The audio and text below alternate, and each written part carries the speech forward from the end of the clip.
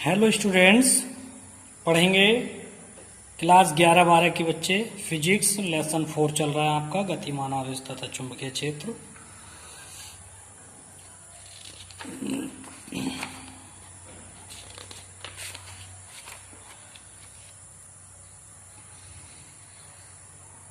Question आपको लिखाया था पहली तारीख में, दो समांतर धारावाही चालक तारों के बीच बल के लिए व्यंजक प्राप्त कीजिए। तो ये क्वेश्चन पहले लिखवा दिया गया है। देखिए, ये दो समांतर धारावाही चालक हैं ए बी सी डी, जिनके बीच की दूरी आर है। पहले तार में धारा I1 प्रवाहित होती है, दूसरे तार में धारा I2 प्रवाहित होती है।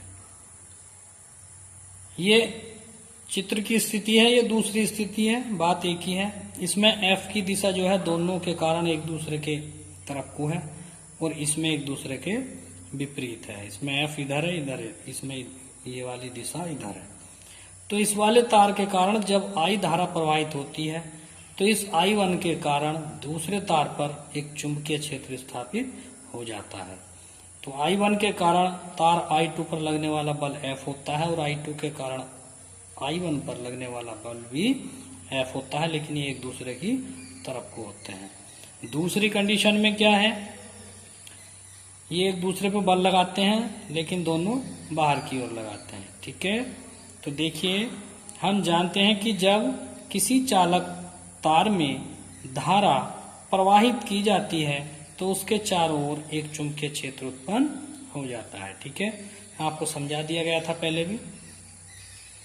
चुंबकीय क्षेत्र का मतलब है कि जब किसी चालक तार के चारों ओर धारा प्रवाहित की जाती है, ये कोई तार है, जब इसमें I एम्पियर की धारा प्रवाहित की जाएगी यानी बिजली चलेगी, तो इसके चारों ओर इस प्रकार से चुंबकीय क्षेत्र चलता। आपने कहते सुना होगा कि तार के दोहरे मत जाना, 1 मीटर दूर से ही खींच लेता है। इस प्रकार यानी कि क्यों खींच लेता है, क्योंकि उसके चारों ओर एक चुंबकीय क्षेत्र स्थापित हो जाता है चारों ओर। ठीक है, यदि इसके समीप हम धारावाही चालक रख दें, यानी कि कोई चालक तार है और उसके समीप हम कोई धारावाही चालक रख दें, तो इस तार पर पहले तार के कारण एक बल आरोपित हो जाता है। माना दो लंबे समांतर व सीधे चालक तार ए बी व सी डी, ये रहे चित्र में आपको दिखाए थे। ठीक है, ये ए बी व सी डी, दो धारावाही समांतर सीधे लंबे सीधे चालक तार ए बी व सी डी निर्वात अथवा वायु में पास पास रखे हैं, जिनमें क्रमशः I1 तथा I2 धारा प्रवाहित होती है, जिनके बीच की दूरी R है। ठीक है, ये पढ़ लिया आपने, जिनके बीच की दूरी R है। अतः बायो-सेवर्ट नियम से चालक ए बी की धारा I1 के कारण चालक सी डी पर उत्पन्न चुंबकीय क्षेत्र B1 बराबर μ0/2 पाई I1 बटे R न्यूटन एम्पीयर प्रति मीटर। चालक तार CD में I2 धारा I2 है, अतः चालक तार CD की लंबाई L पर चुंबकीय क्षेत्र B1 के कारण लगने वाला बल, ठीक है, लगने वाला बल F बराबर I2 B1 L sine theta. देखिए, यह है चुंबकीय क्षेत्र B1 और यह है बल F। तो I2 B1 L sine theta, यानी कि बिल साइन थीटा जो है F है, ये बल है। F बराबर I2 B1 L, थीटा की जगह 90 रख दिया, साइन 90, तो F बराबर I2 B1 L साइन 90 का मान 1, तो F बराबर I2 B1 L। ठीक है, ये है। B1 का मान रखेंगे अब, तो F बराबर I2, B1 का मान ये पूरा है μ0/2 I1 बटे R गुणा L। तो F बराबर μ0/2 I1 I2 L बटे R, ये आ गया व्यंजक। ठीक है। अब यदि चालक तार CD की प्रति मीटर लंबाई पर बल, प्रति मीटर का मतलब ये बटे में चला जाएगा L, प्रति मीटर यानी कि L, F बटे L μ0/2 I1 I2 बटे R। देखिए नोट में, यदि चालक तार में धारा समान हो तो I1 बराबर I2 बराबर I। जब धारा समान होगी तो I1 की जगह भी I और I2 की जगह भी I, तो ये हो गया I² बटे R। ठीक है। नेक्स्ट पेज देखिए, एम्पियर की परिभाषा लिखिए। एम्पियर की परिभाषा क्या है?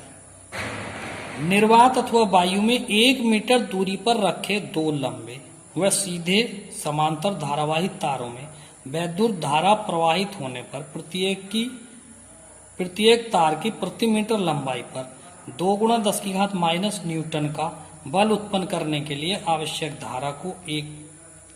धारा 1 एम्पियर होती है। समझ गए? कहने का मतलब क्या है? कहने का मतलब ये है कि 1 मीटर की दूरी पर रखे वायु में दो समांतर धारावाही चालकों के बीच में प्रत्येकांक लंबाई पर 2 × 10⁻⁷ न्यूटन का बल उत्पन्न करने के लिए आवश्यक धारा को 1 एम्पियर कहते हैं। ठीक है।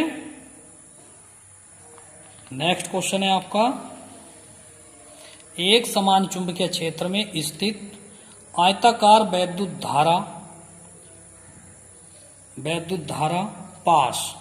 धारा पाश का मतलब धारावाही लूप पर लगने वाले बल युग्म के आघूर्ण के लिए व्यंजक प्राप्त कीजिए। तो देखिए, आयताकार लूप पर लगने वाला बल आघूर्ण, इसके लिए व्यंजक प्राप्त करेंगे। तो ये एक आयताकार लूप है जो चुंबकीय क्षेत्र से थीटा कोण पर रखी है। लूप की जो लंबाई है वो L है और चौड़ाई जो है वो B है। ठीक। जब लूप में धारा प्रवाहित करते हैं तो भुजा AB पर एक बल लगता है। देखिए, जब इसमें धारा I प्रवाहित की तो भुजा AB पर एक बल लगता है ऊपर की ओर, तो इसे F1 कहेंगे। F1 बराबर ILB ऊपर की ओर, तथा भुजा CD पर बल जो लगेगा वो F2 लगेगा, ILB नीचे की ओर।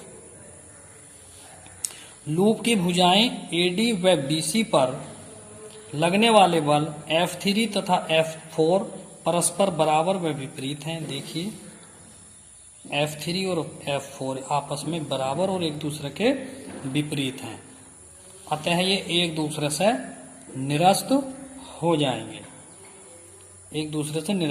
अतः लूप पर केवल F1 व F2 बल ही रह जाएंगे जिनकी दिशाएं समांतर व विपरीत हैं, अतः यह एक बल युग्म बनाएंगे जिसके कारण लूप ABCD अपनी स्थिति में घूमने लगता है। ठीक है।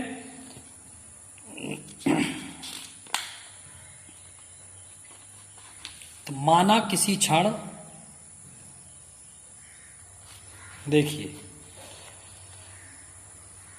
किसी क्षण लूप चुंबकीय क्षेत्र से थीटा कोण बनाती है, तब बल युग्म का आघूर्ण टो बराबर होगा बल गुणा लंबवत दूरी।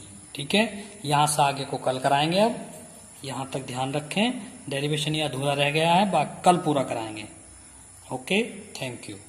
सभी बच्चे वीडियो देखें, अच्छे से देखें, तैयारी करें।